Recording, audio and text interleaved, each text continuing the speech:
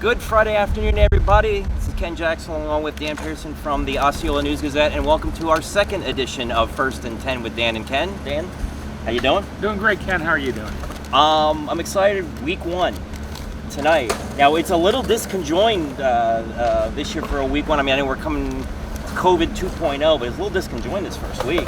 Well, it is. The big news out of the week is that St. Cloud, because of COVID tracing reasons, had to postpone their game with Osceola, and really that's going to make it kind of strange for Osceola, because now they're going to have to sit around for a couple weeks. If they would have canceled the game, they might have been able to pick up a game from another team that had to cancel and keep playing, but now they're going to have having to play 3 games in 8 days, right. So well, that's going to be really interesting. It's like in a month. Both sides are granted, the game hasn't been competitive in a decade. Osceola's won them all since 2010 on the field, but both sides are like, look, this game is still important enough that we should play it, postpone it and play it rather than just canceling it. St. Cloud, they're going to end up playing it. We moved to September 27th, exactly a month from when they're scheduled to play it. They're going to be coming off of their bye week. But you're right. Osceola's going to play 3 times in 8 days, but Windermere is also in that stretch there. And Eric Pinella said, look, if we're going to struggle with them even playing 3 times in 8 days, then our long-term plans aren't what they really ought to be. No, not really. Again, what is interesting though is they do have a big game following the St. Cloud game. I believe they got Dr. Phillips, so it's going to be interesting. Right. Let's talk about who is going to be playing. We've got 3 games tonight. We've got 1 game tomorrow, and we'll get into that in just a second. But starting on the east side of town and working over, Harmony at home against Mount Dora off a really nice kickoff classic win. Tell you what, Coach John Simon, one of the things he said to me is, I couldn't be happier, and he wasn't talking about his offense, he was talking about his defense. His defense came up with 2 or 3 big 4th down stops, key parts of the game. Offense clicked along. Tyler Emmons, what a player, 137 yards, 2 touchdowns on 8 carries. Man, that's like another team that was victorious last week. Poinciana, they're on a bye this week. I know Randy Beacon set that up specifically just in case he had to add some reinforcements. But yeah, they had a nice win over Cypress Creek. They had a nice win, but one of the things that Randy said about that game was that I really don't know what I have right now. He goes, by agreement, he goes, we played our JVs in the first quarter of that game. They played their JVs. They put in their varsity, but he goes, we were so thin, we were pretty much playing the same group the entire game. And he just said it was a nice win, but at the same token, he's still waiting to get a couple players back, so he's not sure what he has. A win's a win. It's always a win when you come on top. Staying on that side of town, Tohopa Caliga, they dropped their kickoff classic 35-0 to Lake Howell. They're going to look to regroup. They're hosting Lake Minneola. It's going to be the first home game for Coach Jeff Higgins.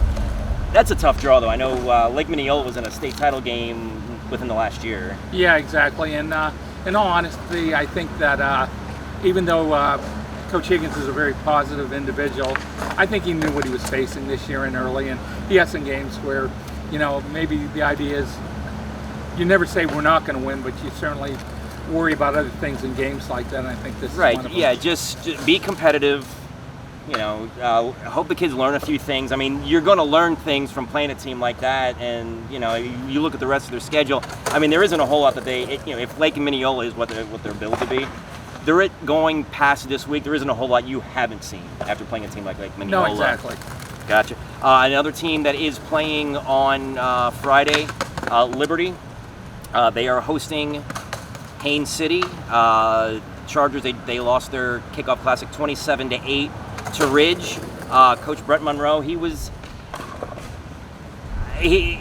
kind of positive. He said he saw a lot of good things. There was a lot of mistakes from kids playing their first varsity games. Some penalties, some just mental mistakes, some mistakes that you make because what the adrenaline does to you playing in your first varsity game. They picked up a couple of knocks, but he seems to think they're going to be pretty healthy. And Haines, that's a game they can win. No, it's definitely a game they can win. And then the other part of it too is that, again, Liberty has always been a school that they haven't always been the deepest of schools, but they've always had some pretty good players. So, I think Coach Monroe, knowing his background, he'll get them ready to play, and this is definitely a game I think they can win. Yeah, we hope so. And then We actually have a Saturday game this week. You didn't go to enough college football on Friday on Saturday in their week 0. Gateway suiting up for the first time this year. Their kickoff classic they had contact tracing as well. Their kickoff classic was canceled. They're going over to Celebration to play the Storm, who had a big win in their kickoff classic. They beat St. Cloud 46-30. I know Coach Rich Pringle over there is very excited about some of the things he saw. I know he had Dylan Davis playing quarterback for the first time. The kid was effective. He was 9 of 12 passing for like 187 yards. His only turnover was he fumbled once on a sack, but other than that, he was efficient with the ball. Ran the ball real well as well in their option offense, and they looked pretty solid. I know their running back O'Neal Sonatas had 3 scores and 120 yards. And like I said, they're playing a team that has not been on the field yet against a team wearing a different color. Exactly. So it's really going to be a game where I think both coaches are going to learn a lot more about their team this week. Obviously, Marlon didn't play last week, so it's going to be all new to him. But again, this is a game where you look at it, and in years past you would have said, okay, this game's going to be a toss-up, and all of a sudden it looks like Celebration may have some horses this year. Yeah, they're a lot like other teams in that a lot of their best players are playing both ways. So it's a case of what do you got left in the second half? What do you got left in the fourth quarter? And depth is an issue. What happens if one of your top line guys go down? So what are you most excited to see this week out of all of our 8 teams? I'll tell you the truth. Based on what teams are actually playing this week, I'd say that Gateway Celebration game holds most interest for me. I want to see. I'm curious now that we don't have an Osceola St. Cloud game. I want to check out this Harmony offense. I want to see a defense. I know this is a team dominated by its junior class. Like I said, this one counts now. And I know Mount Dora. That's another team that doesn't run real deep. Their number 1's pretty good, Harmony's got them coming to them. I mean, that's not an easy ride from Mount Dora. It's a 7 o'clock game, so we'll see. 7 o'clock games. These are all across the board. These are all 7 o'clock games actually. The game's Saturday 7:30, but the 3 on the Friday games, those are all at 7 o'clock. So. Week 1 is upon us. Again, it's disappointing that the St. Cloud Osceola game did get canceled because of COVID, and frankly, that's just something now. If you count the Gateway preseason game, that's 2 games already. Well, a third one because Celebration agreed to move the game back a day to give Gateway an opportunity to prepare because they were out of practice all week last week. Right. Big props to Coach Pringle and Rick Tribbett over at Celebration for doing that and hopefully make that game more competitive. So get out, catch a game. You got 4 choices this week. Everybody's playing. All these games are in town. They're all in Osceola County, so no excuse to not get out and game aside from weather. Let's hope that the weather holds. So it never rains on Friday nights in Florida in August. Who knows? All right, but thanks for joining us again.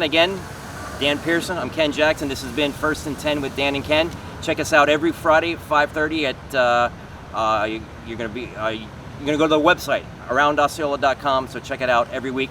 Go catch a game, and thanks for joining us. Happy Friday. Have a great weekend, everybody.